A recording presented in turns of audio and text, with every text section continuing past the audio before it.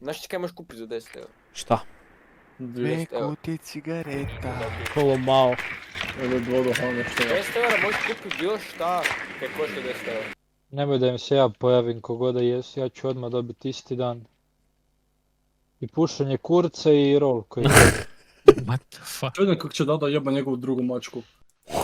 A, ništa, ima onak duševnu povezanost s ovom, ne smije dirat druge. Sorry Dada, to mi je palo na pamet. Čekaj. To je ova bez bu... Da, to je ova bez boostera! Neki. Ne budi Dva, pička, liži ova muda djeta. Dobro, kog sad čekamo? Mihal... Mihala da izjebe psa. Molim! To je upravo rekao da ima Thing for Birds, ona. Aj dobro, ovaj čudnije O.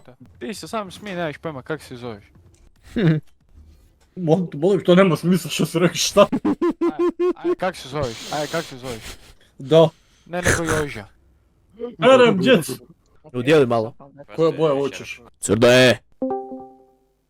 Oho, ovaj se vratio. Sorry kaj sam malo otišao, ali moraš, inače bi dobio sklon mišivaca. Jebo bi na komater. Aj, time to do some roleplay. Give me a foreskin. What? Šta ja ovu, ti ja pizdu. Nemoj molim te, ja bi svoj Excalibur dalje zadržao, hvala. Bomo mi vidjeli da sam ja Wordiga izvučen. Ja sam visoko čuftao. Super. Kaj?